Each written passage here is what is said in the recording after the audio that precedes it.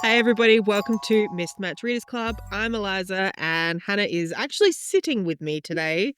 Not like the last couple of episodes where we had to remote record because turns out I had the flu. Yeah, you were really on death's door. And I was just picking on you saying you were being like, oh, whinging. No, I And did. then you were like, I have the flu. And I was like, okay. Yeah, I actually, upon editing that last video, my voice didn't sound as bad as I thought it was going to. When No. I'd said in, I think in both episodes, Yeah. I apologize for how my voice sounds. I am dying. But it actually didn't sound too It bad. sounded okay, which was good. We are recording in person on one mic because we tried to do our two, like using both of our mics, and there was some sound problems. And then that's actually like genuinely, I got to Eliza's house 2 hours ago and it genuinely derailed us for 2 hours. And now we're recording on one mic. So we'll see how it sounds. Hopefully, Fine. hopefully it's better. Obviously we've erased the issue of two microphones bleeding into each other. Apparently, my dog had something to say. Yeah, if you hear grunting or grumbling, it's our producer Kaiser. Did you have something to say? No? Okay, you just wanted to look sad. Can you go lay on your bed so you're not within a foot of the microphone? He's helping. He's quality control. He's our media trainer. He's going to ruin the quality. Is what he's going to do. Okay. You're not sitting on my lap. You're 30 kilos of Steffi. He's 25, actually, on the nose. So sorry. On the nose, 25 kilos. He got weighed at the vet the other day. Yes. Okay. Anyway, we're going to do a little... We're going to chat for a bit. Chat for a bit. Oh, let's do the reading update. What are you reading? What have you read? This is what date is it? It's the 27th. I was going to say it's 27th of February. Is the 27th of March. This episode, when it gets released, is the end of April. So we do record quite a bit ahead. Yeah. So anything we say now happened a month ago. That's fine. What are you reading? What have you read? What have I read? I've read a few things, actually. I've read so far like 7 books. You're so type A. Shut up. I've just pulled up my spreadsheet and Hannah's horrified. I've read 1, 2, 3, 4, 5, 6, 7, 8 books this month, and I'm on my 9th, and I'll probably read one more, so that'll be 10 books for March. I've got about 150 pages left of the book that I'm currently reading. I have read almost exclusively fantasy this month with 2 exceptions. 3 exceptions. One was a straight romance, one was a thriller, and one was a memoir, which was our reading challenge. Yes, it was our reading for this month. So that's basically what I'm at the moment. What about you? What have you been reading? Shit all. Genuinely, like, I had such a strong start to the month and I was like, yes. I was like rubbing my greedy little hands together and I was like, yes, I'm going to have a really good reading month, and I've read 2 books. Love that. Was one of them at least the book we had to read? Yes. Yeah. So I read Swimming Lessons by Leanne Shapton for our challenge, and it was 5 stars. Like, so good. I read Dinner for Vampires by Bethany Joy Lenz. It's a memoir. Oh, sorry, I've read 3 books. Oh, look at you go. I've read 3 books, and actually, one 5 stars. The other one, something happened in it that made me so angry that I gave it 1 star. Oh. And then the other one was Emma and My Book Club, which was May We Feed the King by Rebecca Perry, which was one of the ones we talk about in the Release Radar episode, and I put it to the top of my TBR, and it was pretty good, to be honest. It was nice and short. It was like 190 pages or something like that.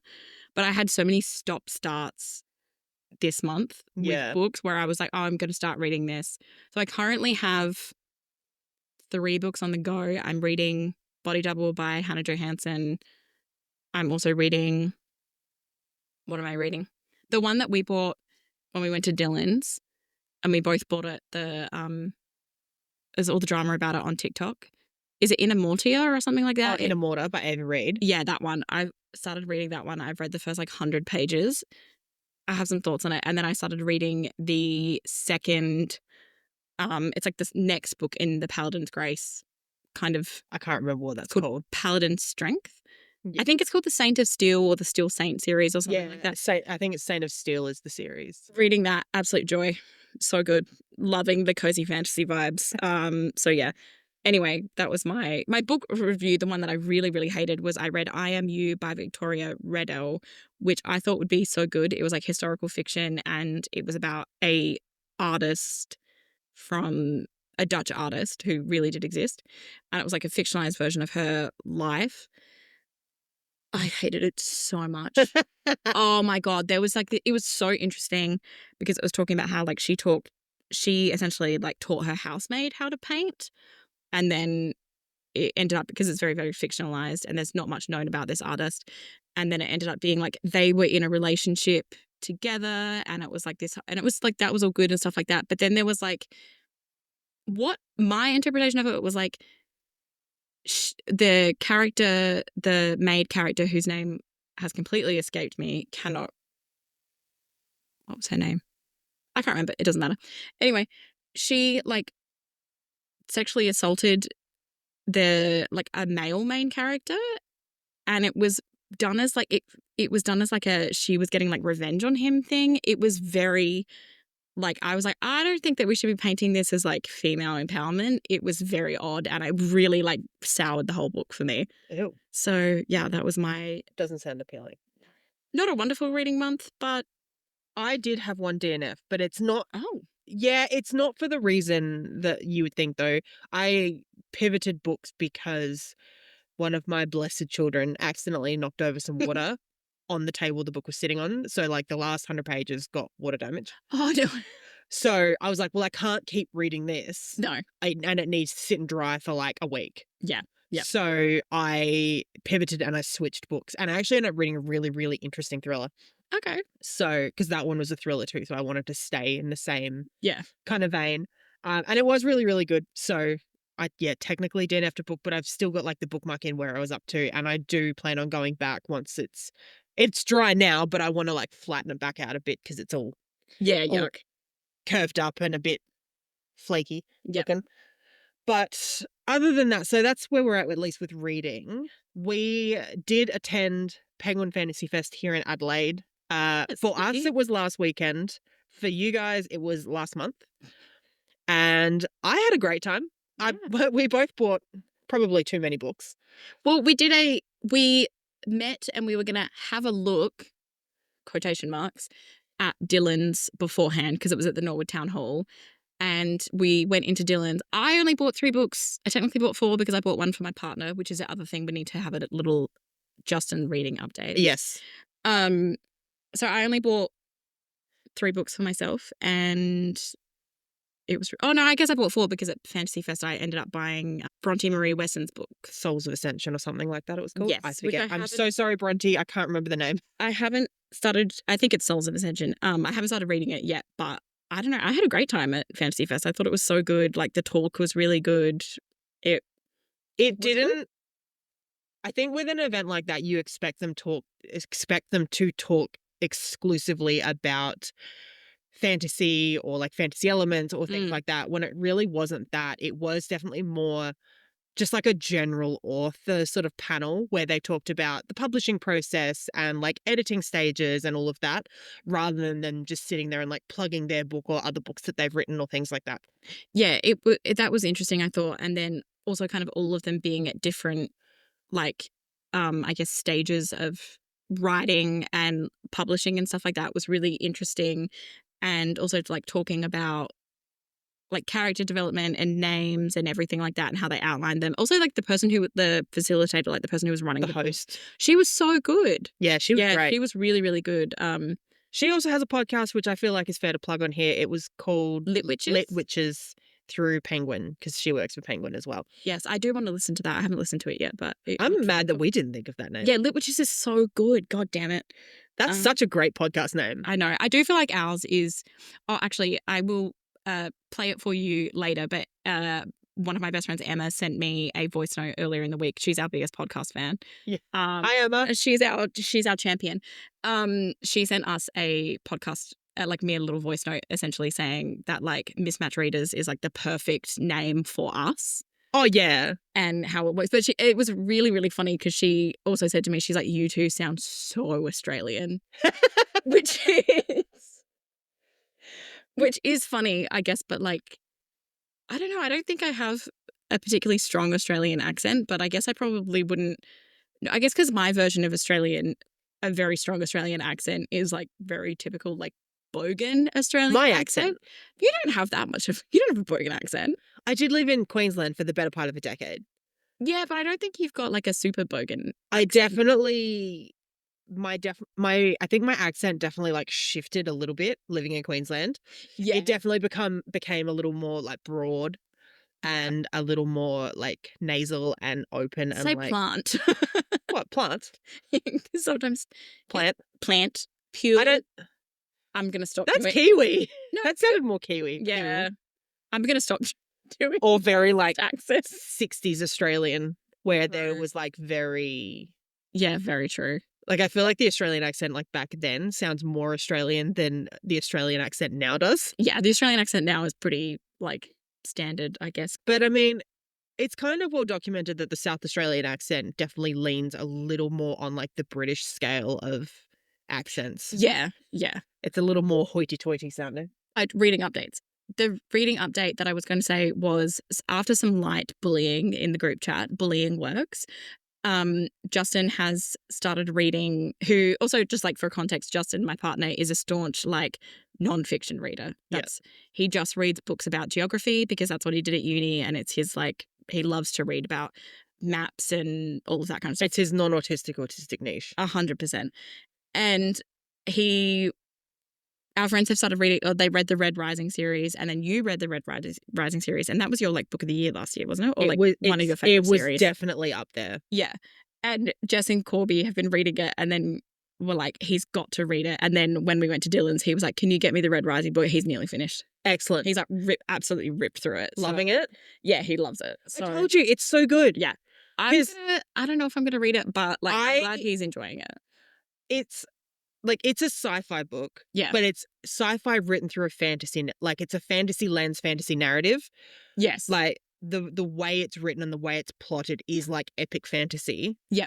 But it is in a sci-fi setting. Like we're in space. Yeah, see, I think that's the thing is like I don't love a space book or anything like that. So I feel like it's probably not gonna hit for me.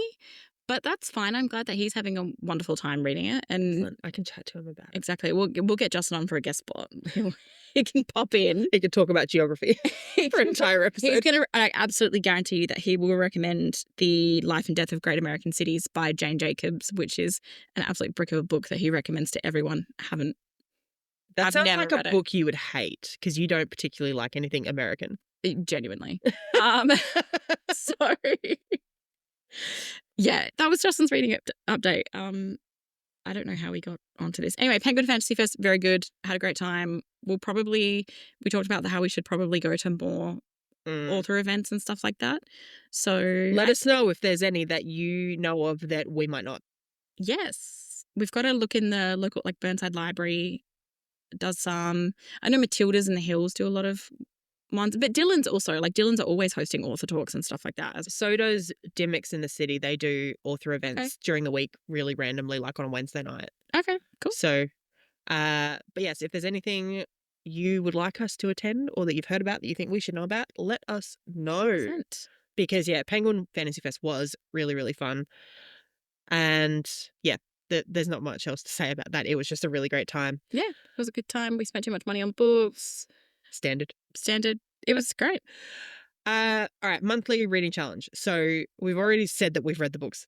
Yes. We said what books we read. Last month we spun the wheel and got a nonfiction book for the month of April. I read Dinner for Vampires by Bethany Joy Lenz. It's a memoir of her time. So Bethany Joy Lenz played Haley Scott in One Tree Hill, which is like one of the iconic like high school dramas from the 2000s. Like you're explaining it to it like I've never heard of it before. I have heard of it before, but I have never watched it. I know Chad Michael Murray was in it. Yes, he was. Yes.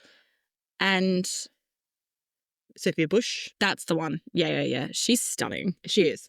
It's kind of in line with like people are as like you were either like an OC person or a One Tree Hill person. I personally loved both.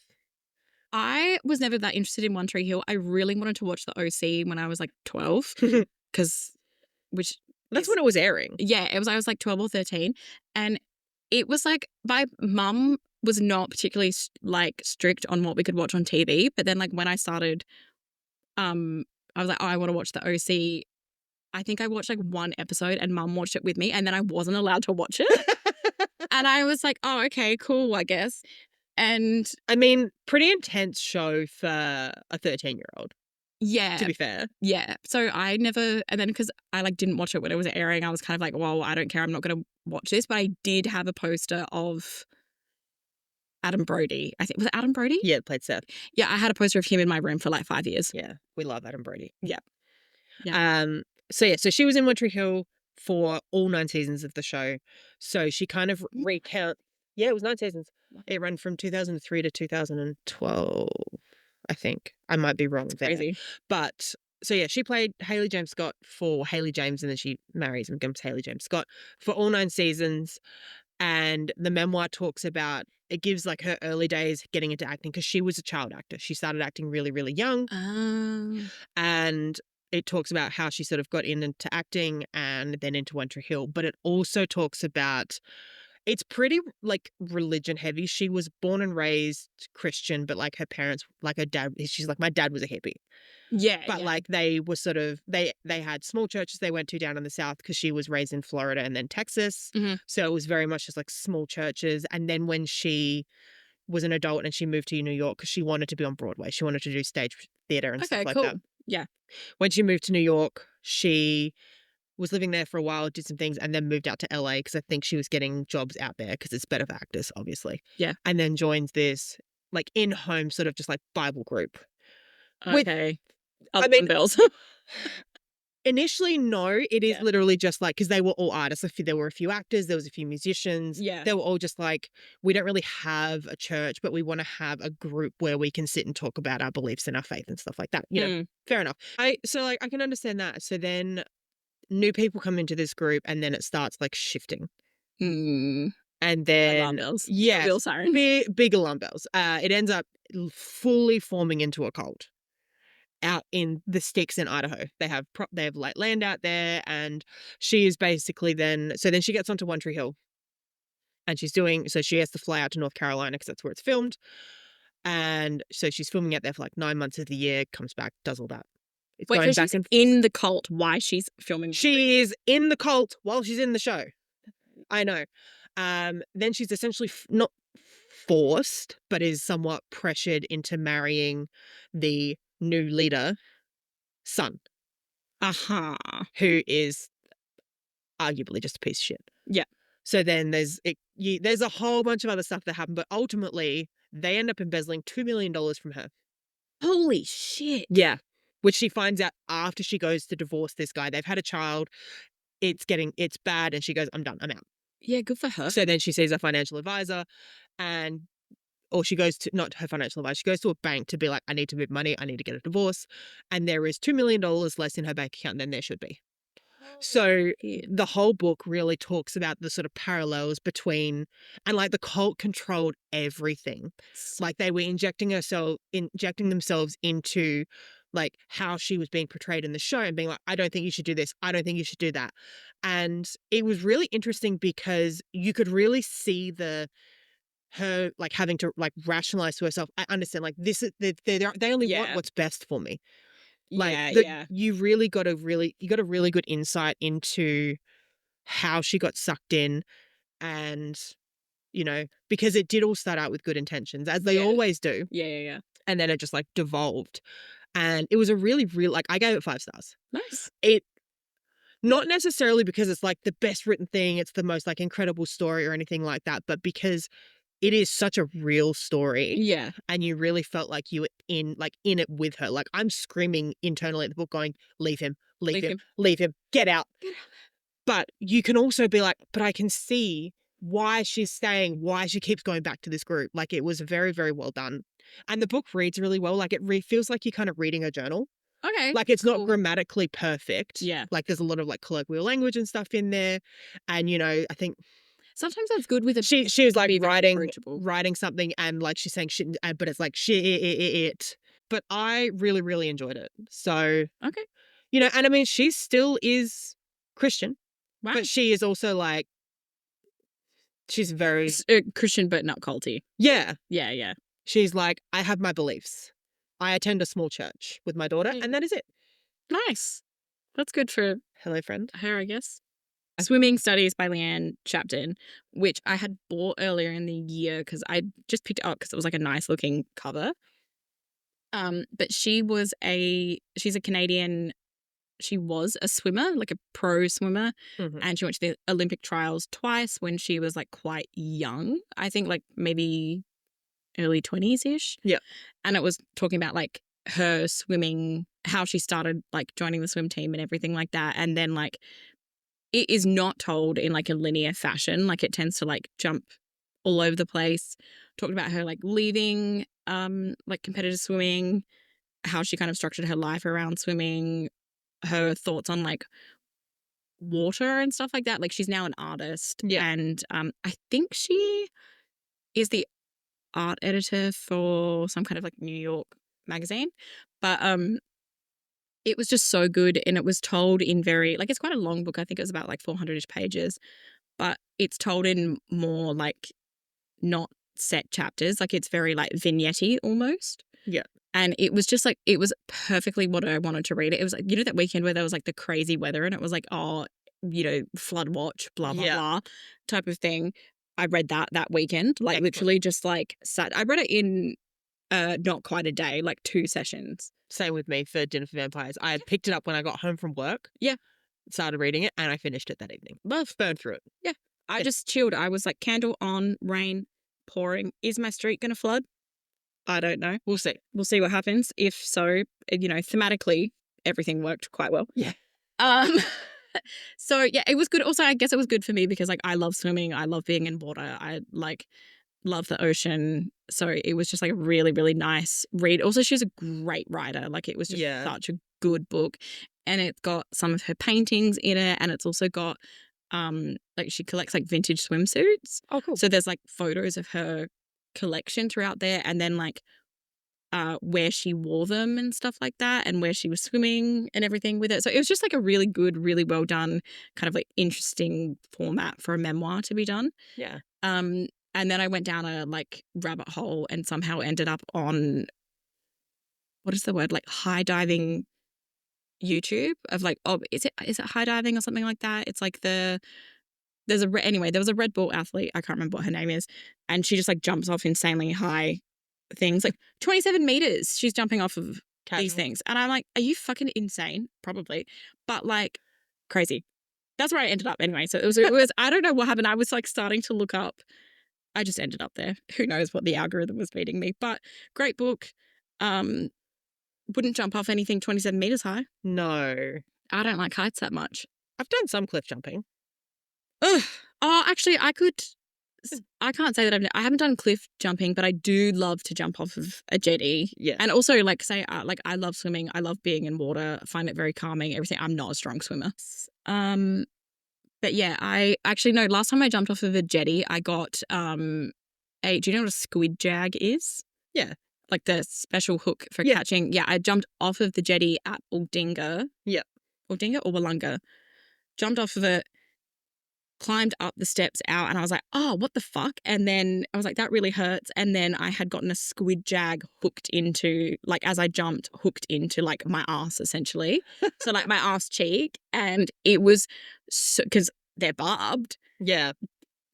Agony. Worse to get out. Agony to get. It was, my brother's ex-girlfriend actually pulled it out for me because at that point they were still dating. But, oh my God, like, so painful. Anyway. Hilarious. Just check where you're jumping if you go jumping off of a jetty. Yeah, genuinely. I will also only jump, like, I'm a fairly strong swimmer. I will also only jump within like 5 to 10 meters of a ladder. Yeah, I'm not jumping like anywhere where I think, oh, I'm going to get stuck out here and have to swim ages. It's like as close as possible to the ladder as I Without can getting get. it. Yeah, pretty much. So anyway, book 5 stars. Read Swimming Studies by Leanne Chapton. Be careful when you're jetty jumping. Yeah, that's our warning at the moment. All right. So this week we are talking about the theme. book to movie / TV / whatever adaptations. Yes. And it would be remiss if we didn't talk about possibly the biggest adaptation around at the moment. Oh, yes. That's Heated Rivalry, if you're wondering. Oh, see. You were going to say Hamnet, I weren't was you? going to say Hamnet. Anyway. I mean, Hamnet's next on the list anyway. Oh, yes. obviously Heated Rivalry has taken the streaming world by storm. Like, Mm, I think if you're in the age bracket of like 18 to 35 and you haven't watched Heated Rivalry, a lot of people are going to be like, what are you doing? 100%. Get on it. Like, Pause this right now. Go watch the episodes and then come back. yes, Thank exactly. you. See you soon. See you in I 8 took hours. I took a while to watch it. I watched like the first half of the first episode, and then I don't think I touched it for like a couple of weeks just because life got in the way. And then I sat down and pretty much binged the whole thing in like 2 days. I was I'm the most annoying person when someone says like you should watch something because it will take me ages to Same. watch anything. People have been saying for the past like 15 years you should watch Buffy. And then I proceeded to not watch it until last year. And then I got to like season 6 and I was like, okay, well, I'm kind of done with this now. So it took me a bit and I watched like the first, how many episodes are there? Is it 8? Hated Rivalry. 6. 6. 6. I watched all 5 episodes within like a few days of each other. And then I waited a month and then I watched the last episode. And Yeah, I'd watched the whole thing before you had. literally, it was so good. I had such a good time watching it. Also, all the things she said, scene, I know it's been done to death. Everyone's talked about it. I'm not adding anything new. Perfect. Mwah, mwah, mwah. Cinema. That beautiful kind of story is one of the most beautiful men I've ever seen. Yeah. Like, just, wow.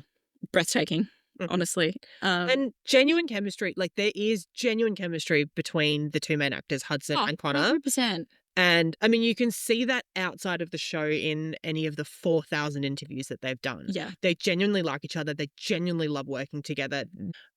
Obviously, if you've watched Heated Rivalry, you know that it's based off of a book series. It's the Game Changer series by Rachel Reed.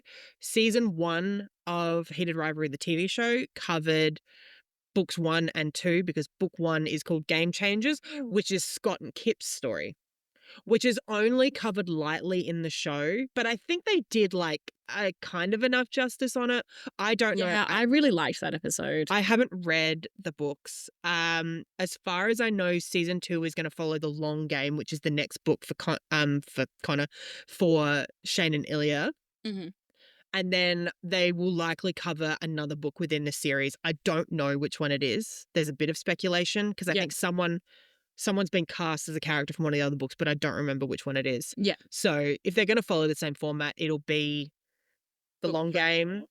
The Long Game is technically book 5 or 6 at this point. okay. It's like one of the more recent ones to come out. There's like 3 books in between Heated Rivalry and the Long Game. Yeah. So it'll cover the Long Game and then probably one of the others, or potentially more. I don't know. Yep. But obviously we know it's one of the biggest stories. It's shot so well, and a lot of people, like I've seen a lot of videos of people that work in film Mm. or work in TV or have worked on things and said the way the show was shot is so good. Yeah. It's so cinematically beautiful. I actually saw one specific video where in episode 6, so the cottage, and this is like a little bit spoiler, but not really. So when they arrive at the cottage, so when they pull up at the drive at the cottage, Yeah. the scene is a one shot. Oh, that's cool. The camera follows them getting out of the car, walking into the house, following them in. Like it follows them all the way through, pretty much, I think, until they end up in the bedroom. In one shot. That's pretty good. And she was talking about like the technical difficulties of that, of like having to track movement patterns, because obviously you don't want to see like boom mics or leads or cameras or anything. And it was such an interesting video to watch. Also, because like, what was that TV show that came out like it was like, that was shot, all 4 episodes were continuous shots. And that was it. Oh, Adolescence. Yeah. That was crazy that they were all continuous shots. And it was like, don't realize. You don't realize, but that show was perfectly done. I haven't watched it yet. Oh my God, watch it. Harrowing though. I watched all 4 episodes in one afternoon and I was a different person at the end of it. Well, it was haunting. Several movies that have been like one shots. One that I might be wrong, but I'm pretty sure it is, or it might be like several sections of one shots, is a movie called Birdman. That's all one shot. That is all one shot. Almost the one with Michael Keaton, and is Emma Stone in that too? Yes. I think so. She plays his daughter. Yeah. That's a weird movie. I think so. That one is continuous shot because when I was talking to Justin about Adolescence, he was like, I'm pretty sure Birdman is. I'm pretty sure I watched it with Justin. I'm pretty sure when I was living with him and the other boys, we all watched it together. It's like, it's a good movie. It's like, it's a little bit like avant-garde. Yeah. In a way. But I mean, we could talk about heated rivalry. Have you read the books or have you started reading the books? Not yet. I have them. Okay. I have every single one that's currently Classic. out. Classic. Because of course. Why not? And I will read them, but I have an absolutely fucking stacked list for April, so Yeah. it's gonna be painful to try and add anything else in. Like I think I've already got like 9 books on the list. Jesus. And we haven't even spun the wheel for the next challenge, which has to go on as an additional. Yeah. Yeah. So yikes. So at the moment we're talking about like recent adaptations that have come out. So the next up Yeah. on our list is Hamnet, which is obviously adapted from Maggie O'Farrell's novel, also called Hamnet. Yeah. I haven't seen it, nor have I read the book. Hannah has seen the film, so I will give her the floor. Yeah, it absolutely honked. But like I was pretty called a French goose because it honks. It was so, so good. Like I was pretty sold anyway because like I love Paul Mescal for like obvious reasons. And then also Jessie Buckley is like my favorite actress. So I was like, yeah, I'm probably going to enjoy this movie anyway. And hello, Kaiser. I haven't read the book, but I do have it. And I've only heard good things about it. But the movie was like just incredible. Like cinematically so, so beautiful. Jessie Buckley was absolutely incredible. It's like to the point where I was like, I kind of don't care about the fact that Paul Mescal's on screen right now because she was just like magnetic in it. Well, she won I- Best Actress. She won everything. For Like award season. It was like Jessie Buckley, Jessie Buckley, Jessie Buckley, Jessie, and she deserves it. Like Yeah. she's incredible. It was so good. But we went and saw it, and I was like, yeah, I think I've heard this movie's like a bit sad, but I really want to go see it. And I started crying 10 minutes in, and I stopped crying probably 40 minutes after I got home. Like I was wrung the fuck out afterwards. It was devastating. Do you want to give a loose synopsis of the plot? Like I have a note here. It's like, because obviously it's based on like Shakespeare's life. So it was like Shakespeare and, like Paul Mescal plays Shakespeare. Jessie Buckley plays Agnes. And like it's them meeting, getting married, having their first child, and then having twins. And then so they've got 2 girls and a boy, and then the boy, like the girl twin is quite sickly, and then she gets really, really sick. And also the child actors in this were like just like phenomenal. They were so incredible. And then then the boy twin is the one that dies. Yeah. And He is also named Hamnet. yeah, who's named Hamlet. And then it's like about their kind of like grief, and then Shakespeare writing Hamlet.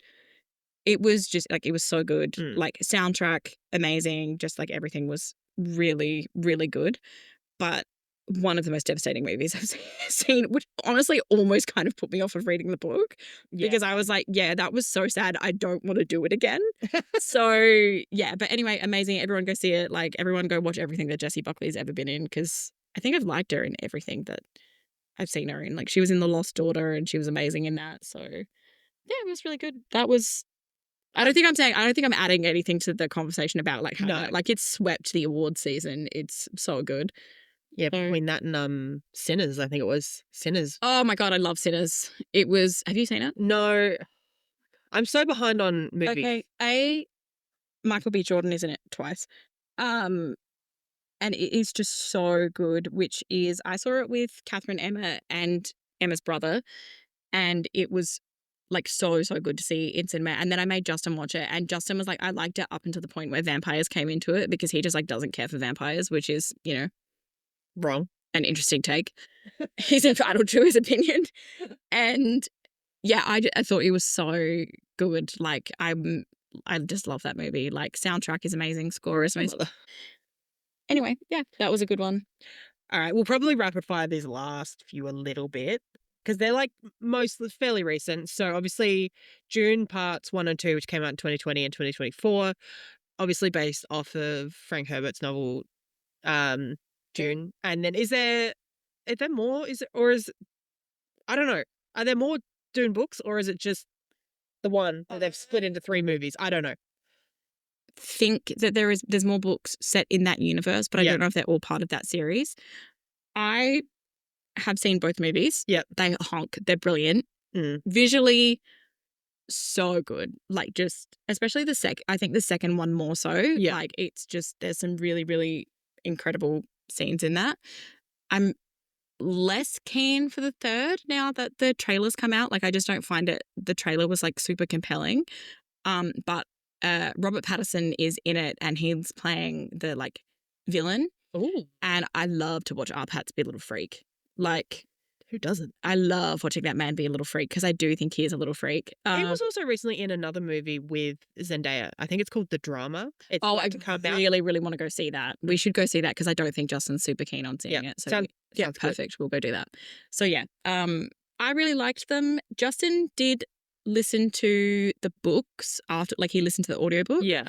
And he said they're quite different, but they're still like the audiobook is done really well. The movie's done really well. Yeah. And people I know who have read the books and are like diehard Frank Herbert fans have said that the adaptation is really good. Yeah. So I've heard that it's pretty, like, not necessarily like perfectly accurate, but it's a good representation of the book. yeah. And it's just like, I think like the main thing for me, the takeaway from the movie was like the visuals. Like it's so good. There's the big fight, not the big like arena fight scene between the guy who played Elvis, Austin Butler? that guy. The guy who played here, like he's in it as one of the villains, and there's like a big fight scene, and it's all black and white. Oh. And it's just so good. Yeah. Great. All right. Normal People is the next one we've got on the list. Have you watched that? Oh, have I watched it? Okay. All right. Again, rubbing my little hands together. Yes, I read Normal People because I love, like, you know, anyone who's listened to any episodes of this podcast knows that I love Sally Rooney. Read Normal People, devastating, absolutely devastating book. Watched the series again. I just like cry a lot when I'm watching TV or movies, bawling. But it also like genuinely, not just because Sally Rooney is like one of my favorite authors, genuinely really, really good adaptation. Wish they put some music over the sex scenes. Has that got Paul Mescal? Paul Mescal is in that. I'm pretty sure that was his first, like, it was like his first big role. So it's Paul Mescal and Daisy Edgar Jones, and it's just really, like, it's an excellent series. Like, I thought it was so perfect. Have you read or watched it? You haven't? Negative. Okay, you should. I feel like you'd probably like the TV show. Oh, I literally have a note in here saying starring Daisy Daily. Yeah, we're just not looking at the screen. I'm just not looking at it. The next one was I'm reading this. I feel like when I did my notes on this a couple of days ago, these were not in here. I definitely have added these in the last couple of days. Obviously Sherlock, and I'm talking like Sherlock with Benedict Cumberbatch and Martin. Crap, I've forgotten his name. That guy. The guy from The Hobbit. What is his? Martin Freeman. Martin Freeman, thank you. Yeah. Have you watched that show? I've watched a few episodes. They're so good. I feel like being on the internet at the time where that show was coming out and like has kind of like ruined it for me. I think. So I haven't watched it. I think my mum watched it. I know Justin's seen it we've seen some of it because I'm pretty sure we all watched it together. Yeah. I know it was really popular. This is going to sound really weird. It's a very like smart person TV show. And I don't say that meaning like you have to be smart to watch it. Yeah. I mean, it's the kind of show that if you stop watching for 5 minutes, you have lost all concept of the show. Yeah. It's one of those shows where every little thing that happens matters. Okay. I think it's really, really good. It's obviously a very loose adaptation on Sir Arthur Conan Doyle's books. Because, I mean, there's a handful of Sherlock books. Yeah. Like it's very loose on that. Obviously you have your main villain, Moriarty, who is played by Andrew Scott, who we love. The sexy priest from Fleabag. Yes, hot priest from Fleabag. I actually have read some of the Sherlock books. I've never read any of them. I think they're quite good. Like, given how old they are. Yeah. Like, I couldn't tell you when they were written. I don't have that in my notes. I think the show is really, really good. I haven't seen it in its entirety. Because the show was formatted really weird. Like the first couple of... Only a few. There's only like... I think the first couple of seasons had 4 episodes, and then like season 3 had like 2 episodes, and they're long. Like we're talking like movie length episodes. okay. Like, so I think the latest season, the episodes are like an hour and a half long. Okay. It was the same with another show which had Idris Elba in it, Luther. Oh, yeah. That's another one of those shows that if you're not paying attention, Yeah. you're fucking gone. Yeah. You're gone. Yeah. But I really like Sherlock. I also love like a good murder mystery, sort of crime thrillery Yeah. vibe. Was there was another like Sherlock adaptation TV show that had like Lucy Liu in Elementary. Elementary, that's the one. And like That was fun because that was kind of like a little bit more American legal drama. yeah, that's what I thought because I remember it being very different, but then I remember it being really, really popular. Mm. I watched a few episodes. That felt to me like The Mentalist with Simon Baker Oh yeah. meets Sherlock. Okay, interesting. Because like Sherlock is brought in as more of a consultant in Elementary versus like in, say, Sherlock the show, Yeah. he is like the investigator. Yeah. So yeah, moving on from that, I could probably talk about the show quite a lot. I really enjoy it. Did you know Orange is the New Black is an adaptation? Yes. I did not. Yeah, because I think it's like an autobiography. I'm pretty sure. But did you finish watching Orange is the New Black? I think I watched the first 2 seasons. I don't think I watched past season 1, to be fair. Yeah, I think I watched 2. Yeah, I must have watched the first 2 seasons, but I was like, I couldn't keep watching it because I was like, I cannot keep watching awful things happen to these characters. Like it was just I understand it's a prison show, but like it was like one bad thing after another. And I'm like, I'm exhausted. I don't want to do this anymore. I just couldn't keep watching a self-serving white woman get away with everything. Oh, she also she was Piper is insufferable. Insufferable. I could not stand her. I just didn't vibe with it. Yeah. I also couldn't get past. So the guy that plays Pornstache, Yeah, I can't remember that. one of the really creepy guard. Yeah. I can't remember his name either, and I should. He also played one of the really big bad villains in SVU. Like he had like a 3-season arc, and he's a fucking monster.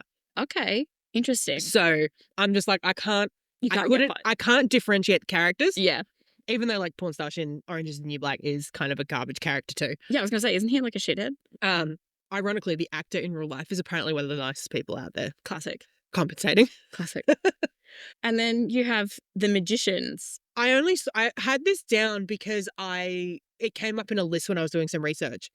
And I've seen like trailers for the show and I've seen the books around, but I just haven't read it, even though it sounds really interesting. Oh, yeah. I feel like this was really big on Tumblr back in the day. Probably. When did it come out? 2015? Yeah, that probably is. It's got 5 seasons. Okay. Yeah.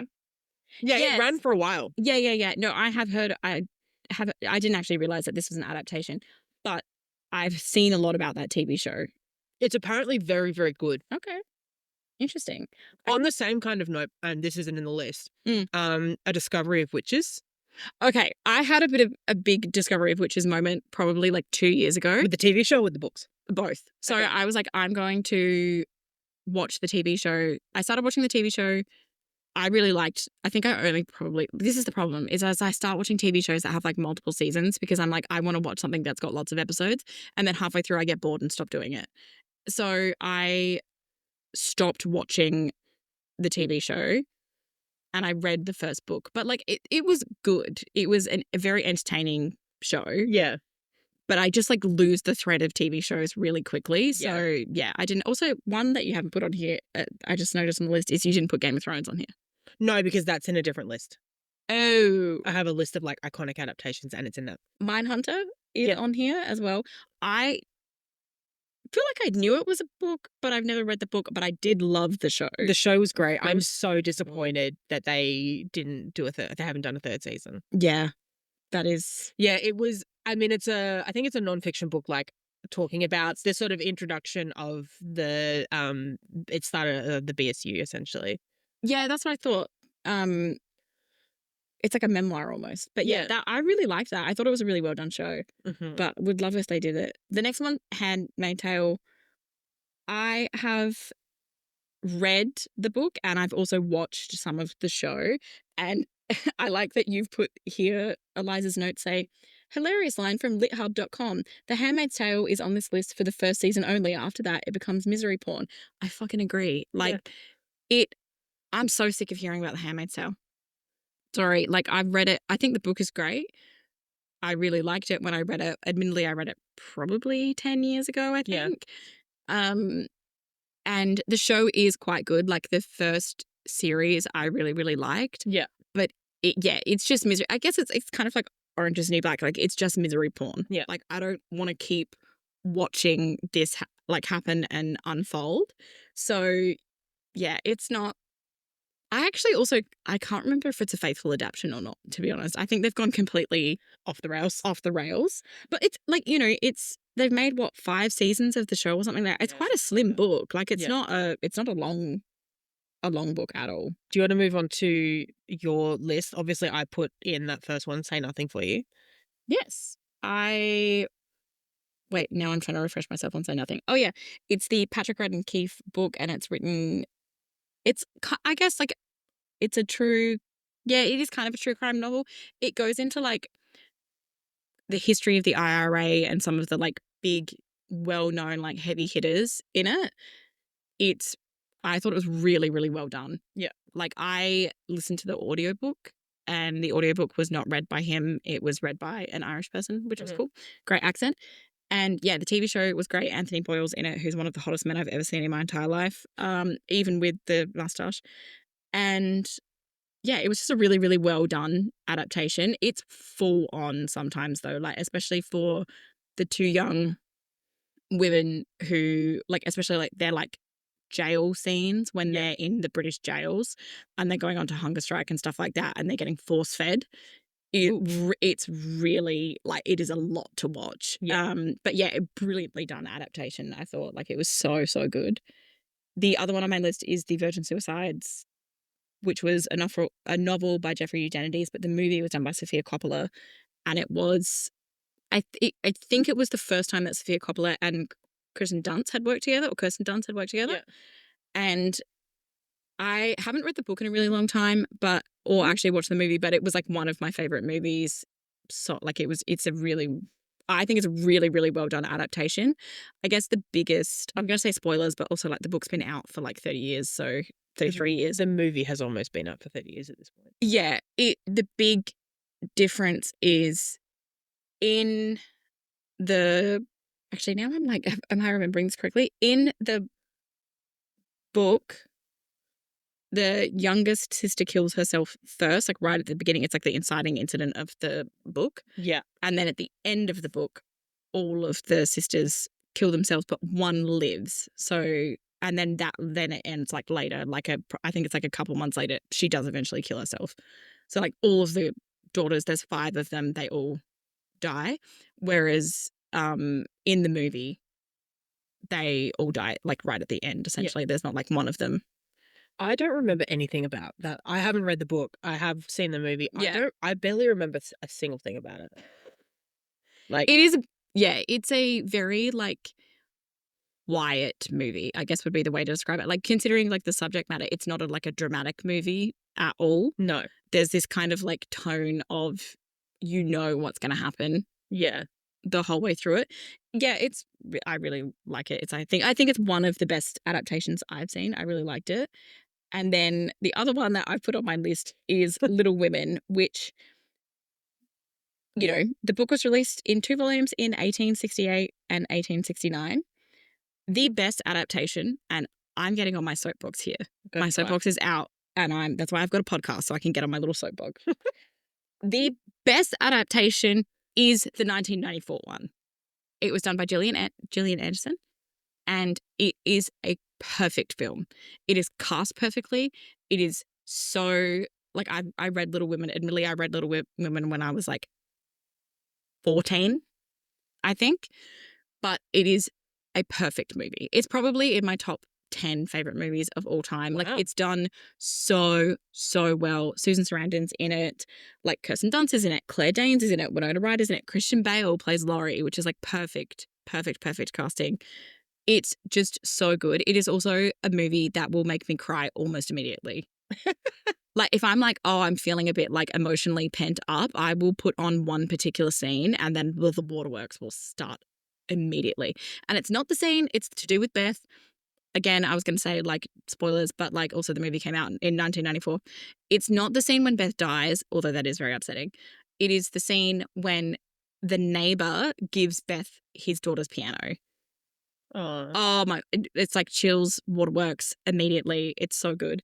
In saying that, I did see the adaptation that came out in, I think it, 2019. yeah, I think, but we saw it New Year's Day. We did a double feature on New Year's Day 2020. So hungover. And we went and saw Little Women and then Cats. Interesting, Interesting choices. interesting choices. And I liked it. It's fine. I don't think it's as good as the 1994 one. Yeah. Like, it's just not. But There's just something about the way, I think, particularly with classic adaptations like that, like the ones that they released in like the 90s and 2000s, like, I know, maybe not necessarily classics, but like period pieces. yeah. There's just something about the vibe of movies released between like 1990 and like 2005, say, that is just, it's like so ethereal almost. Yeah. Whereas now everything has to be like cinematic. Also, the problem with the 2019 adaptation is like there's like I have multiple. Did they age up everyone Uh, in the later I version? don't remember. I'm not sure. But my problem, everyone's got iPhone face. You cannot serve me a period piece of these people and then like I look at them and I'm like, I know that Timothy Chalamet is sitting there on like, I don't know, what's it called?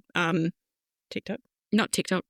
The what's it called? The dating app. Tinder. Tinder. I know he's scrolling through Tinder like on an iPhone. And I was like, you can't convincingly be like the character because it's like, I know that you've seen an iPhone. It's the problem with putting like, you could never put like Dakota Johnson into a period piece convincingly. So I think that was like part of the problem for me.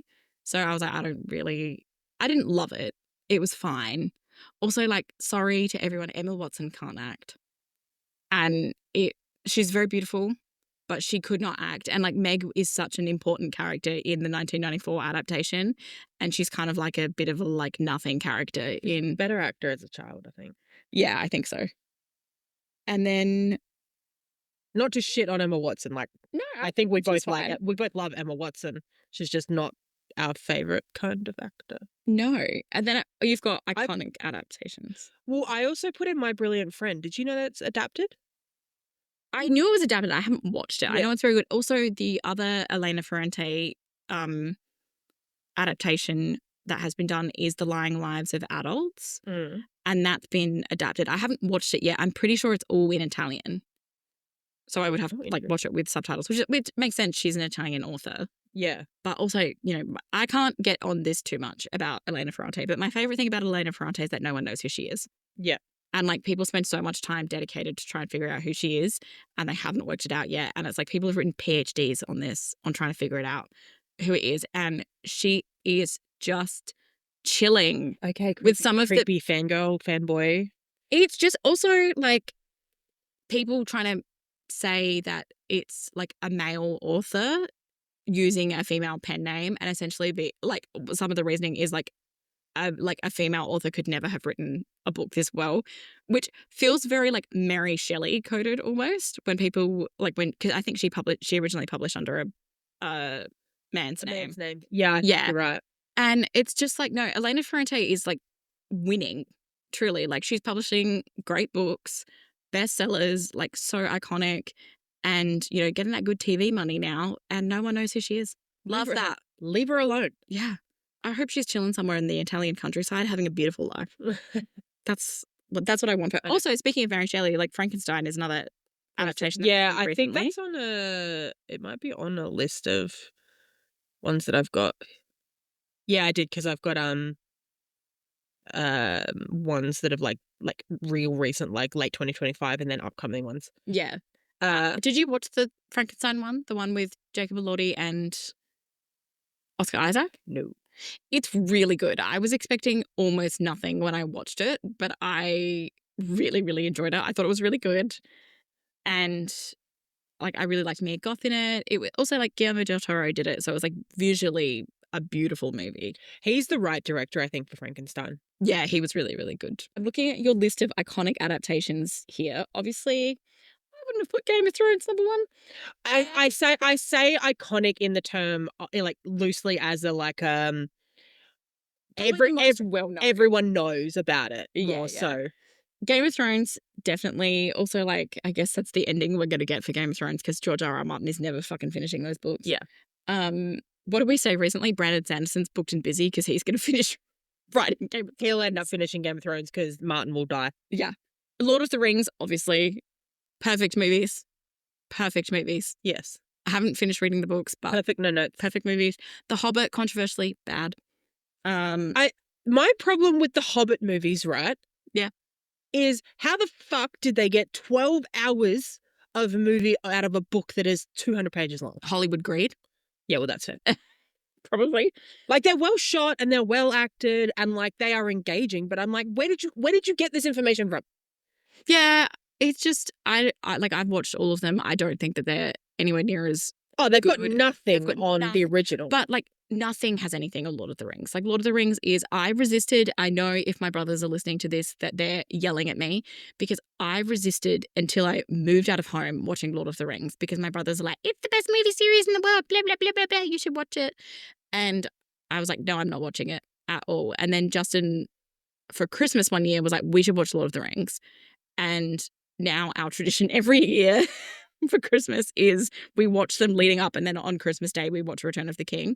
And I've only ever seen the extended editions as God intended. Yes. And it honks. It absolutely honks and fucks. It's a perfect movie. So is this you conceding that your brothers were right? No, I'm not conceding that they're right. Absolutely. But although the pathological demand avoidance runs strong with us. Oh, yeah. If someone's telling us that we have to do something, you can get the fuck out of it. Yeah, I'm not doing it. Or I'll do it, but I'll do it like 10 years later. Yeah. And then I'll be like, you guys heard of this? Like, that's what I was like. I was like, I'm watching Lord of the Rings, messaging my brothers being like, you guys seen this movie? It's fucking good. Like, I've really been telling you to watch it for 10 years. So bad about it. But it's funny because also like, speaking of pathological demand avoidance, my mum now, I think truly at this point out of spite, is like, I'm never watching Lord of the Rings. And she would love it because Aragorn would be her type. Oh, for sure. Because Aragorn's everyone's type. Aragorn is everyone's type. Like that scene where he flings himself into the like flings the doors open and comes in. Oh my God. Also, this is a little bit of a tangent, but it's fine. What do you think is the best battle in Lord of the Rings? Because I think it's Helm's Deep and Justin thinks it's the one at the end of like the big one that I've completely forgotten. Like outside of Gondor. Yeah, where they do he does the big speech. Okay, so let's be real. I haven't watched Lord of the Rings in several years. I know. I just don't have the time, time to commit. Yeah. Like it's not a by choice thing. It's like I have been saying to Dan, my partner, for fucking ever, we both need to just take a day off. Oh yeah. And just do nothing but sit and watch Lord of the Rings. Oh, yeah. And he's like, absolutely, I would love to do that. Yeah, I reckon Christmas Day. But children. Yeah, children. You can start now. They would honestly probably enjoy it because they love like really epic stuff. Yeah. But I would probably agree I really enjoy it. Like from my very limited memory, because I have the memory span of a goldfish, the Helm's Deep. Oh, Helm's Deep. I would be so good. Helm's Deep. It's so good. I just, yeah. I also don't remember enough about the last battle. Like the battle for Gondor. Yeah, it is good. I really like it, but like Helm's Deep is just like perfect, I think. Yeah. Princess Diaries is the next one for a sharp left turn, like content wise. Princess Diaries, I never read the books, but I do really like the movies. I do remember reading the books by Meg Abbott because there's like 4 of them and they were really, really good. Okay. Like popular. Perfect like little tween, like 10, 11, 12-year-old novel. Yeah. But like really cute. Okay. And then, I mean, the movies as well are a pretty loose adaptation. Yeah. Like I almost would argue that the books are better. Interesting. Okay. I don't think the books just have a bit more of like a cozier sort of feeling. There's a little bit more depth to them. Yeah.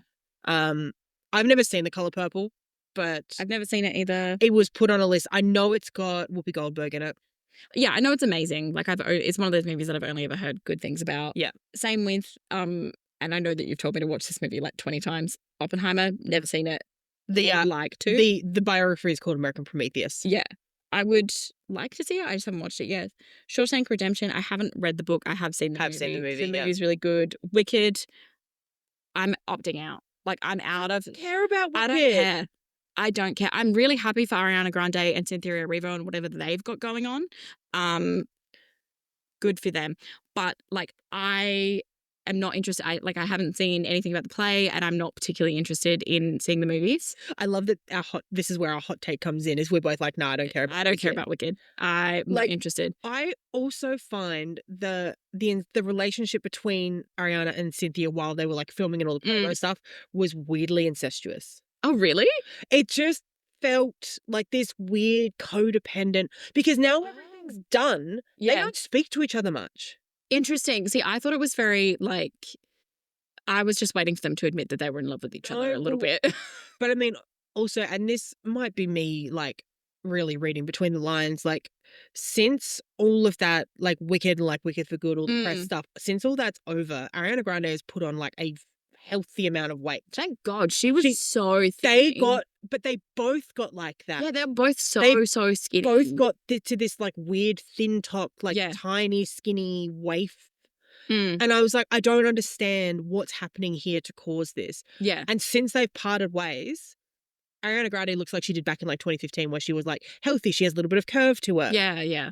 Like, because she was really, really scary. Skinny. And her voice has gone back to normal. Like Ariana Grande has like a chameleon as far as her voice goes. Yeah. But again, like she's gone back to having that sort of quite broad American accent where she got very like demure and like almost British-esque sounding during the Wicked stuff. Yeah. Like it was very quiet and feminine, and now she's like a little bit more like American normal sound. Just like normal-ish sound. I think also like all of the stuff surrounding the movie, I was like that kind of like put me off because I was like, I'm sick of hearing about this. I know. I never want to it was so hot take, don't recommend us that we watch Wicked. Yeah. Because we're not going to. Another sharp left turn. Jaws. Haven't seen it. I've seen Jaws. Haven't seen it. The Godfather also on here. Haven't seen The Godfather. I've seen The Godfather. I've only seen the first one though. Trainspotting, I have read the book and seen the movie. Really good. Ewan McGregor, love watching you be a bisexual king. Rosemary's Baby, I think I've seen the movie. I don't think I've read the book. I haven't read the book. I have seen both versions of the movie. So they did the movie back in the 60s with Mia Farrow. That's the one I've seen. But they did a modern adaptation sometime in the 2010s. Oh, okay. And I don't remember if it was done as like another movie or if it was done as a miniseries. It might have been a miniseries on Netflix. Okay. And I'm pretty sure it starred Zoe Saldana as Rosemary. Oh, yeah, and I remember that. They're both just so good. Like it's such a weirdly unique story. Like it's a horror novel. Yeah. It's horror. I would like to read it. I didn't realize also Fear and Loathing in Las Vegas. Never seen. Haven't seen it. I have. Green Mile. The one thing I'll say about Fear and Loathing, I have seen it several times. I have never watched it sober. I have a movie where I've never seen the whole thing, and you probably have to beep this, but it was like I've never fully watched all of The Shining because whenever I'm watching The Shining, I end up having sex with whoever I'm with. It's going to be like you fell asleep because I was like, I have one too. I have never seen, and I can't remember what. Django Unchained is the one that I always fall asleep in, and like I really just don't care for it. So I've only ever seen the first 20 minutes. No, there's a movie that I have watched that I've never seen all the way through, and this is going to be quite funny to you because it's a series that I really, really enjoy. So the movie that I have never seen all the way through is Rogue One, but in the Star Wars saga. Oh, really? I have never seen it. I fall asleep every single time. I think I've only seen it once, but it's pretty good. I have attempted to watch it. I think when I was living with the boys, we all put it on to watch and I fell asleep. And I've never seen it. That's fair. That's fair. And everyone laughs because it's like, that's probably one of the best Star Wars movies done. Recently, yeah. Yeah, particularly recently. It's good. Anyway, moving on. Next one, Les Miserables. You skipped the Green Mile. Oh, Green Mile. I haven't seen it or read it. So I have seen it. It is tragic and upsetting. Okay. Very good. Very, very good. Didn't it win the Oscar? Won Possibly. Yeah. Les Miserables I have read and seen. Fine. Neither. Haven't read. Like, Haven't read or seen it. I don't really have strong thoughts on it. Fine. Silence of the Lambs, I haven't read the books, but I have watched the movie. I love the I love movie. the The movie movie. is so good. I have read the book. The book is very good. I'd like to. I just haven't. This is shocking because I have said this to a few people. I have never read or watched Matilda. Really? Never. And a few people have been like, but you seem very like Matilda coded. And You very much are. yeah, I've never seen it, never I love read it. I I know it's going to be like good and amazing and everything like that, but I've just like never seen it. Baby Mara Wilson, Daddy DeVito? DeVito. I don't remember who else is in it. There's not like a huge number of like big name actors. Like they would be the two biggest ones. Mm. Obviously, The Wizard of Oz. The Wizard of Oz. I've seen the movie. I haven't read the book. I've definitely read the book at one point or another. We could do a whole episode on The Wizard of Oz movie because there are so many wild theories about it. That movie is, we could do that. If we ever get around to doing a Patreon, we'll do Wizard of Oz. Forrest Gump, haven't seen or read. Sorry? I haven't. Oh my goodness. Same with Schindler's List, haven't seen or read. I've seen Schindler's List, haven't read the book. Devil Wears Prada, haven't read the book, but do movie love the is exceptional. Movie incredible. No Country for Old Men, I haven't seen, but I do really want to see. Yeah, I don't know about reading it. Yeah, well, it's written by Cormac McCarthy. He wrote The Road as well. Yeah, I've read some Cormac McCarthy. I have been wanting to watch No Country for Old Men for ages. Because it's got Javier Bardem and he is supposed to play this horrifyingly creepy character. Okay. I wouldn't mind seeing it. Fight Club, book great, movie great. Like I think the movie. I've not read the book. The book is I think it's pretty faithful. Yeah, but I also haven't. I think I read and watched it when I was like in my late teens. Yeah, so I don't remember it super clearly. Big Little Lies, haven't seen or read. I have done both. I have seen it and I have read it. Thoughts? I think the adaptation is pretty good. Like they kept all the main plot points, but obviously it's not an overly large book. Like the book is maybe 400 pages max. Oh, okay. And they did a full season out of it. They actually did 2 seasons. But I think there is like a sequel to Big Little Lies from memory, like in novel form. Yeah. They kept all the major plot points. Well, they changed a few little things here and there, but I think they kind of had to like pad out episodes. Again, I haven't read I read Big Little Lies years ago, watched the show I think when it came out, which would have been probably 10 years ago now. But it's good. Like it's got a great cast. Yeah. Is it Nicole Kidman in it? Nicole Kidman. Yeah. It's got oh god, Alexander Skarsgård, Laura Dern, iconic. Shailene Woodley, yeah. Reese Witherspoon, I think, is also in it. It's got like an excellent cast. The next one is Haunting of Hill House. Now, I read Haunting of Hill House last year, I think. I think you read it in October. Yeah, I read that, loved the book. Like, it's a fucking brilliant book. Like, Shirley Jackson is just such an incredible writer. And I really did like the Netflix series. I watched the Netflix series when it came out. They are very different. Like, very, very incredibly different books. Incredibly different things. Like, you have to view them, I think, as standalones. Yeah. And I really loved the TV series. I thought it was really, really well done.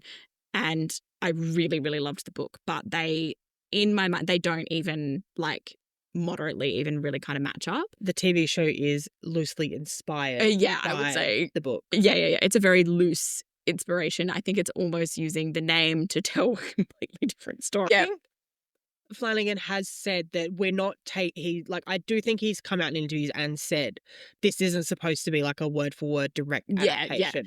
And I've taken the story because it's only like it's like 140 pages. Yeah, it's a very short book. So he's like, I've taken key things from it and written a story inspired by it. Yeah.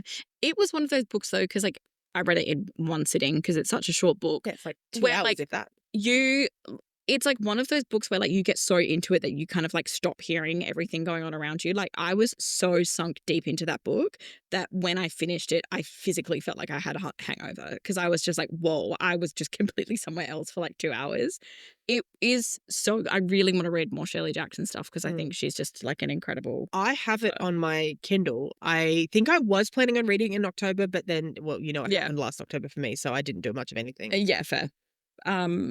I would really recommend it though. I think if we read, I think one of our book challenges might be like reading an older book. I would recommend reading. Yeah, there's that one. reading a book the year we were born, or I think there's a classic in there too, and I would class Haunting of Hill House as a classic. Yeah, I would too. Now you've got nostalgic adaptation. I think I gag.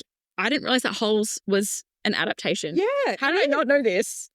I actually remember reading the book in school because I think in like English class in whatever year it was, we read the book and watched the movie, so we could do like a parallel between them. Yes. Yeah, that is such. I think that's a very underrated movie because most of us in our age probably watched it when we were like, 12. Yeah, I watched it once when I was a kid and I don't But, remember much like- of it apart from like Sigourney Weaver is in it and very mean, Yeah, which I think might have been sexuality Shia confusing LaBeouf to me. is in it. Sigourney Weaver is so hot. My God. Sigourney Weaver is in it and is mean, sexually confusing. Hello. Oh, for sure. 100%. Perks of Being a Wallflower is also like, yeah, I really like the book. Like the book was one of those, like when we do the episode where we talk about like books that were like very important for us when we were teenagers, like Perks of Being a Wallflower was that for me. I don't like the movie. Like it's just not. I don't remember. I think it's okay. Mm. I really didn't love it. See, here's the thing. I know I have likely read Perks of Being a Wallflower, You but definitely have. We have talked. but I don't remember reading it. Like I have no recollection of like when I've read it. That's fair. The movie's like fine. Yeah. Pride and Prejudice. This I think is, so I haven't read Pride and Prejudice and very recently did I actually watch the 2005 movie with Keira Knightley in it. I thought it was great. I know that there are people who think that the mini series that has oh my God, I've forgotten her name. Emma Thompson in it. Yeah. I think it's Emma Thompson and Colin Firth. Don't quote me on that. That was done in like the late 90s is way better. And I do really want to watch that one because apparently that is a bit of a better adaptation. I love Emma Thompson. The thing with Pride and Prejudice is there are like 6 adaptations of it. There are so many. It's the same with Little Women. There's 4 or 5, I think. Yeah, so Pride and Prejudice, obviously you got the 2005 version, and then and that has Keira Knightley and Matthew McFadden. McFadden or McFadden? I think it's McFadden. I get confused because it's Dyen, so I go to say Matthew McFadden. I have no idea. And then the 95 version, which has Emma Thompson and Colin Firth. Yes. I was Then about to say Colin Farrell, and I was like, it's not right. Colin Farrell.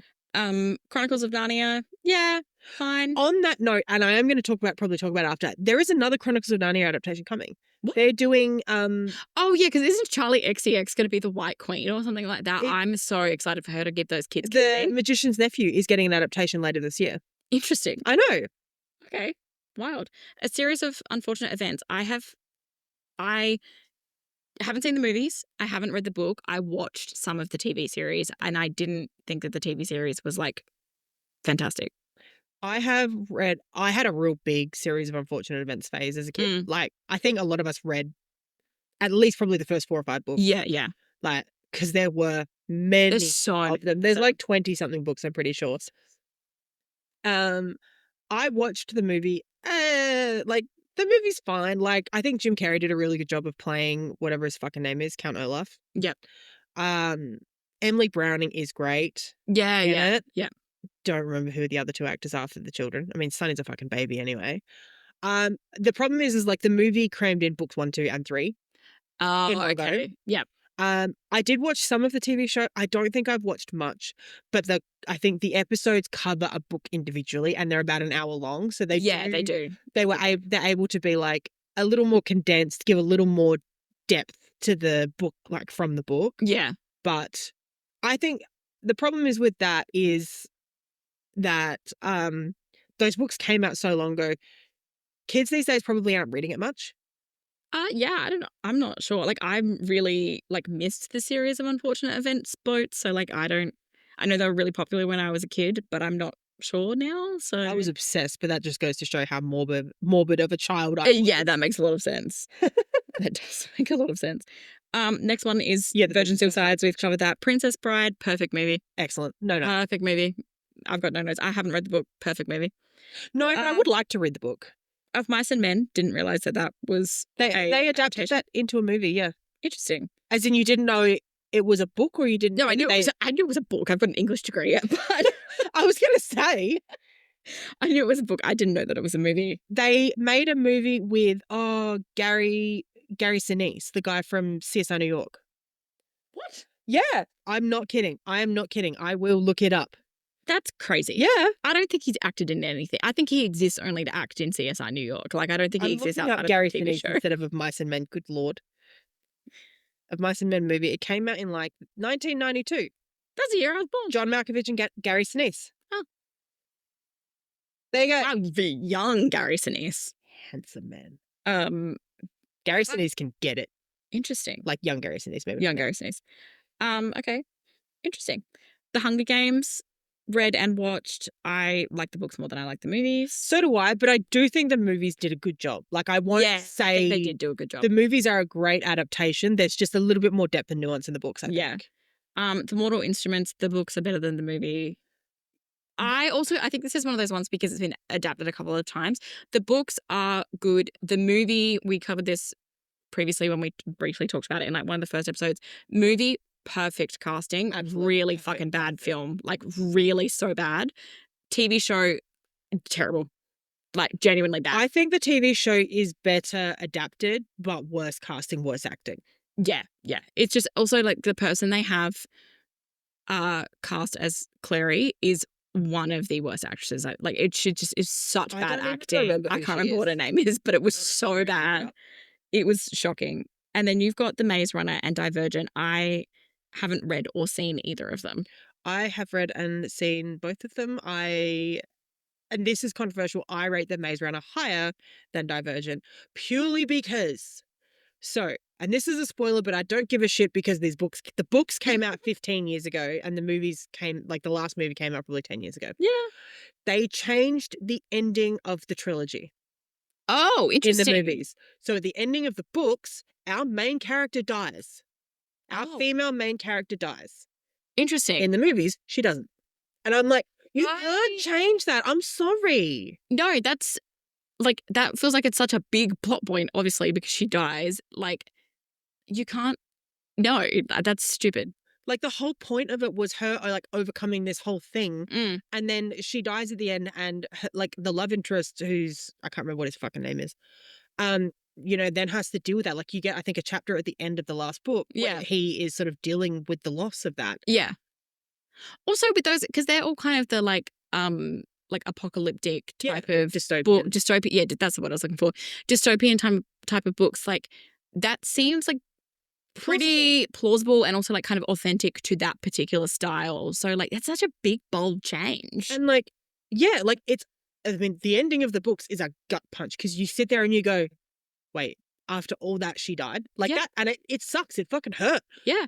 But why would you change that in the movies? Not everything needs a happy ending. I'm sorry. I don't love that. So it pissed me off. But The Maze Runner, excellent. I mean, I also am the biggest Dylan O'Brien stan on the planet. Yeah, I did watch Teen Wolf just because I liked Dylan O'Brien. And Teen Wolf, objectively, not a good show. No, it's not. But Dylan O'Brien was very good at it. And then it also has Thomas Brody Sangster, the never aging. I swear he's a vampire. He really never. He's as old as we are, and he looks like he's young enough to be my child. That's bullshit. They're very good. I don't remember how good of an adaptation they are, like as far as parallels to the books go, but the movies themselves are good. I do enjoy them. All right, let's rapid fire the late 2025-26 adaptations released and upcoming. So already out, Frankenstein, I have seen, have read, loved. Nuremberg, haven't seen, haven't read. Yeah, I think The Nazi and the Psychiatrist is like a nonfiction memoir sort of situation. Okay.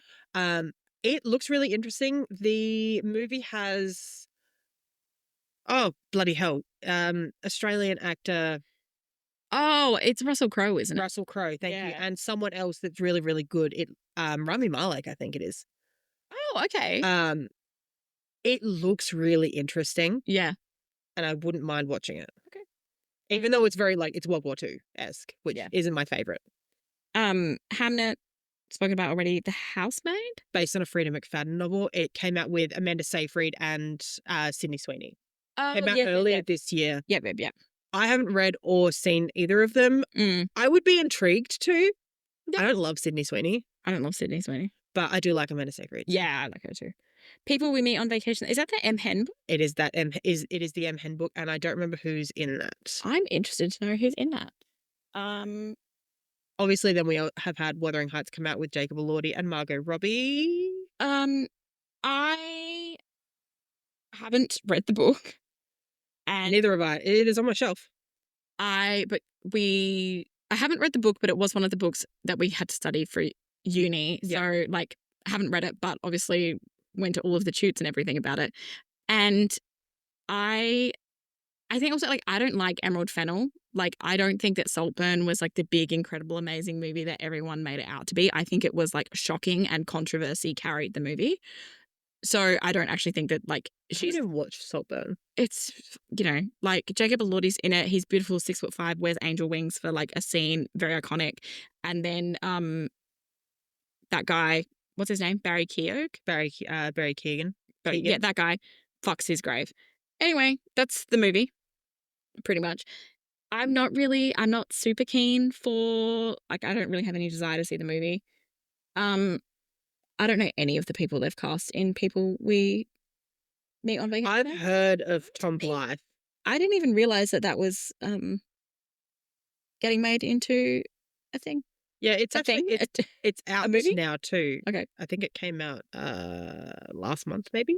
Project Hail Mary. That's just come out. Like that, we're talking like I'm pretty sure that came out in cinemas yesterday at the time of filming. It came out this week because Corby and Jess saw it, and when we played D&D last night, they were talking about it, and Jess said it was a really, really good adaptation. So I think it's got Ryan Gosling in it. I think it'd be fun. The Magic Faraway Tree. I didn't realize that was getting. Neither did I until like a week ago, and I sort of saw I'm going to talk at length about Enid Blyton in our childhood favorites episode because I read so much Enid Blyton growing up. We need to call Michelle and get her on the blower, because my mum is like a massive Enid Blyton fan. Same with my mum. Like that's where I got all the books from. Same. And speaking of your mother, yeah, Scarpetta has come out on Amazon Prime, which is about Kay Scarpetta, and it's written by Patricia Cornwell, and that's like Patricia Cornwell is like one of my mum's like all time. Like, mum had all of the books, and she would buy herself the new books as they came out. It was like a treat and everything. Mum hates it. Her review is really bad. She's just like, yeah, it's bad. She's like, I'm so annoyed they've completely and utterly fucked up her whole character. Yeah, because that had Nicole Kidman playing Scarpetta. For some reason, I might have this wrong, is the TV show Bones based on Patricia Cornwell books? No, Kathy Reichs. Kathy Reichs, that's right. Yeah. That is also getting mentioned in our in childhood favorites. I didn't read the Kathy Reichs books, but I really liked that. Mum and I used to watch Bones together, and I really liked Bones. And then upcoming we have Verity by Colleen Hoover. I keep seeing the Colin, didn't I? You did. I don't care. That's fine. I have never read any of her books. At this point, I'm kind of tempted to hate read one of them, because I just keep seeing bullshit about how they're really, really bad. And also, it's that one that we are like, yes, oh, this is written for a reason, wasn't it? Yeah. And then also I saw that Frankie's Shelf on YouTube, who Frankie Shelf was the one who did the deep dive. They did the deep dive into the Mia Ballard stuff, yeah, which has had an update. Oh. And they just did a video where they've read the latest Colleen Hoover book, and it's a 2-hour video. Incredible. And I cannot wait to sit down and watch that video. So that'll be exciting. Verity is interesting, because if there was any Colleen Hoover book I was going to read, it would probably be this one, because I've seen a few different people say, I hate Colleen Hoover, but Verity actually is pretty good. Okay, interesting. So yeah, I don't know. That'll be good. I'd have to look more into it. Sunrise on the Reaping, I haven't read or watched. Well, it's not out yet. I comes thought out in that no, I November. thought they've done a Sunrise on the Reaping movie No, already. it's Battle of Songbird and Snakes. Oh. Ballad of Songbird and Snakes. Oh. Sunrise on the Reaping is Haymitch's story. And I am very excited to go and see it. Yeah. I really enjoyed the book. I've talked about this before. I really loved the book, but I didn't have that like devastating emotional reaction that other people did. Yeah. Yeah. The Magician's Nephew is coming out apparently in November. And it's direct. I put in there because I saw that it was being directed by Greta Gerwig, which is interesting. Very interesting. Animal Farm, directed by Andy Serkis. Yeah. Animated version? I know. Wild. Remarkably Bright Creatures. That sounds so familiar, but I don't. It's the book that it's yellow and it's got the octopus on the front. Yeah, but like, what is the book about? I don't fucking know. No, actually, no, that's a lie. I do know. It is about a lady. It's literally about a lady and an octopus, and they're trying to figure out something about her husband. It's like about her husband's death or something like that. Because it's this like hyper intelligent octopus. She's like a marine biologist or something. Also, octopus are like very, very smart creatures. They are indeed. I love watching little videos of them. It's a widow's unlikely connection to a giant Pacific octopus. This is actually probably the cover that we've seen. Yeah, I've seen that. The other one is this bright yellow with an octopus on it. Yes, yeah. Okay, I have seen that. It actually sounds quite interesting. Nice. That sounds cute. It also sounds like a movie I'd probably cry in. Probably. The Testaments, sequel to The Handmaid. Really? Are we doing this again? Yeah. Why? I've had enough. I'm opting out of the Handmaid's Tale extended universe. And Man on Fire. I've never seen the 2004 movie. I have. I love that movie. I also big Denzel Washington fan over here. Can we just like stop remaking movies? Yeah, I know. That's not a hot take, but can we stop doing remakes?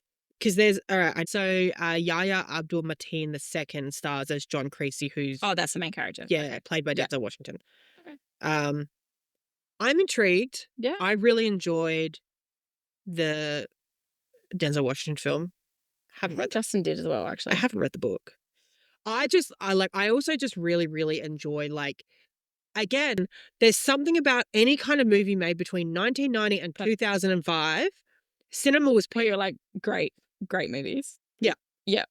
Okay. Interesting. Before good CGI came in. Once good CGI came in, that's what they ever did. They ruined everything. Also, I'm just because I was looking up who was going to be a Man on Fire, and it's brought up the Testaments as well because it must be coming out at similar times. And it literally just says a new generation of young women in Gilead grapple with the bleak future that awaits them. Girl, we don't need. We don't need more than that. We don't need to watch it. Yeah. I'm not.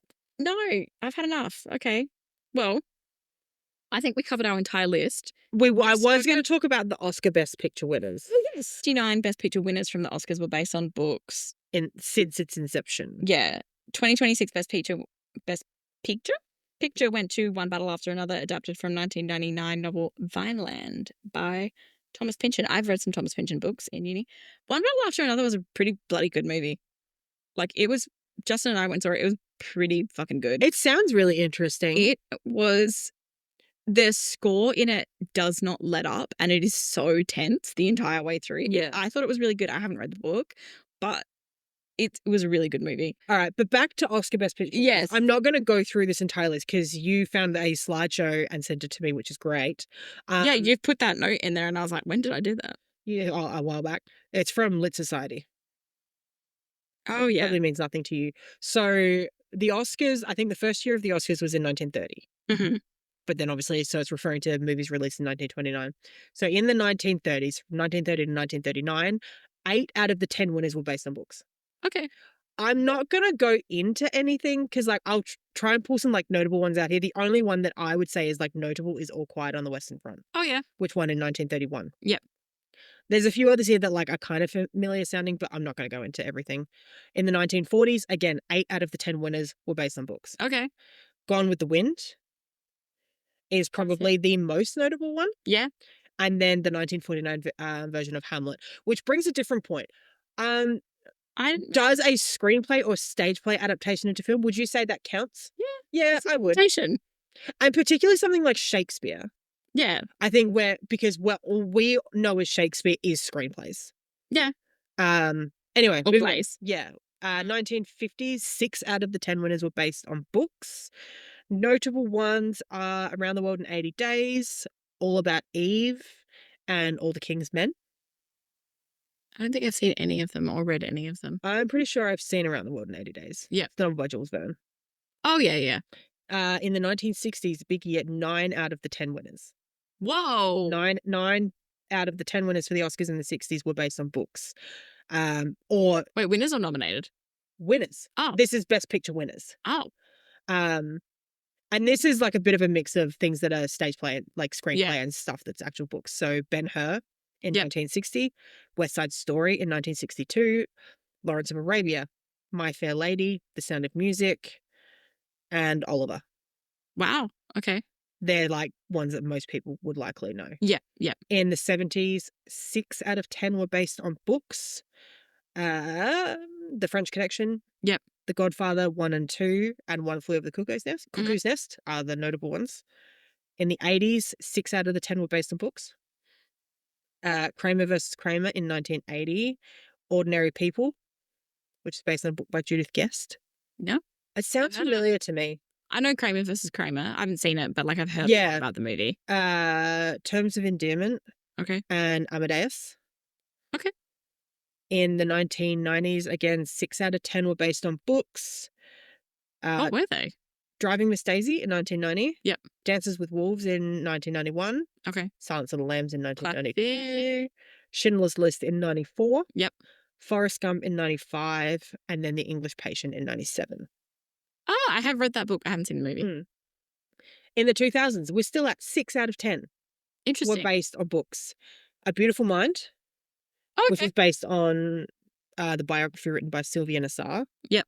Chicago, which is technically a play. Chicago's a great movie. But Chicago actually, well, it's a musical. The Lord of the Rings, Classic. 2004, which Iconic. specifically The Return of the King. Perfect won movie. Best Yep. Picture. Flawless. Wonderful. $1 Million Baby in 2005. Oh. Yeah, that was Okay. based on a book called Rope Burn, Stories from the Corner by FX Tool. Interesting. It would be like a memoir sort of book. I have not actually seen that movie, so It's actually quite good. I also really like Hilary Swank as an actress. yeah, she's quite good. 2008, No Country for Old Men, based on No Country for Old Men by Yeah. Cormac McCarthy. And 2009, Slumdog Millionaire. Oh, I That was a haven't. book. Yeah, I haven't read the book. I've seen the movie. seen The the movie's movie. pretty good. Movie 2. Yeah. 2010's only 2. But I suppose in the 2010s is where we really started to get into some big cinematic universe stuff coming out. That Yeah. was kind of sweeping stuff. The 2 books that were based on a movie were Argo in 2013, which is, it's got, I was going to say Ben Stiller. Ben Affleck Oh, okay. in it. Yeah. I've seen Argo. It's really, really interesting. It's based on The Master of Disguise by Antonio J. Mendez. Oh. And then in 2014, 12 Years a Slave. Oh, I have seen that movie. Yeah. I haven't read the book. The movie is harrowing. Yeah. I think Lupita Nyong'o is in it. Yeah. And in the 2020s, this list says 2. It is now 3 with one battle after another winning. Yeah. 2 have won. In 2021, Nomadland won. Oh, yeah, yeah, yeah. And then Oppenheimer in 2024. Oh, for some reason I didn't think Oppenheimer won. It did win Best Picture at the Okay. Oscars. That's pretty cool. So that is it for the Oscar picture winners. And that is honestly probably got to be it for the, I think we have been talking genuinely for 2 hours. more than likely. So this is going to be another bumper episode. We also have to spin the wheel again. Oh, we're going to spin the wheel. This is going to be a bumper episode. Yeah. You're welcome, everyone that Hannah works with who has said they wanted longer episodes. Yeah.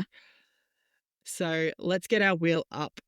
So last month we did nonfiction, and the first month we did book swap. Yes. So I don't really want to get book swap again because we have done that like fairly Yeah. recently. So I might allow us a respin if it lands again. Wheel of plot luck. Let's spin it.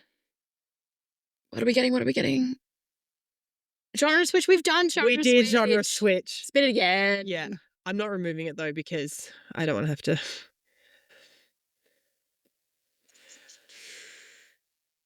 Ooh. Oh dear Lord. Okay. So this is 100 Books Before You Die, which is another wheel I actually have. Is it? It's an ABC list, I'm pretty sure. Okay. No, it's not an ABC list, it's a BBC list, I think. Interesting. I would be Very interested to see what is on this. Yeah, there's 100 books before you die. Okay. Good. it's God. got like it's got a handful of like Books I've read already. yeah, it's got classics, a few different things. God help us if we have to read that. Watership Absolutely down. not. Under no circumstance. All right. I'm also not fucking reading Great Expectations by Charles Dickens. I'd rather jump off a bridge. Oh, there is a book on there that I actually do want to read. Oh, no. Okay. Okay, I'll read that. We've spun Jane Eyre by Charlotte Bronte. I'll read that. I'll read that. Do I have it? I don't know. I think I've got it. If not, I'll just go by the Penguin version. Yeah. We've mentioned Penguin a lot here.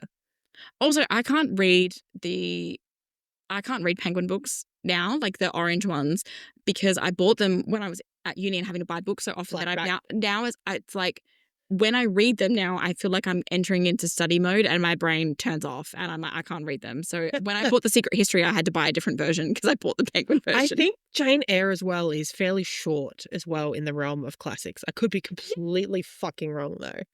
I'm excited. I'm happy happy to read Jane Eyre. Yeah, I'll take it. It was almost Fahrenheit 451, whatever I don't it want is, to read that again. by Christ, who wrote Ray Bradbury. I don't want to read that again. I read it before. I think I read it twice. I don't want to read it again. Yeah. Boop, boop, boop. Jane Eyre was published 19th of October 1847. It's almost 200 years old. That's crazy. That's crazy. I'm trying to find a page count on it. I accidentally just read the Dewey Decimal number there and I thought it was the page count and I was like, what have we done? Because it was 823. And I was like, I'm not fucking reading that. Yeah, I'm not sure how long it is. Anyway, I'm excited to read that. Yeah, I'm not mad about it. It could be far worse. So we need to wrap up. It's 624 pages. Oh, shit a brick. Shit. All right. See you in a month where we update you of at what point we DNF reading Jane Eyre. All right. We'll see you guys in 2 weeks. Bye.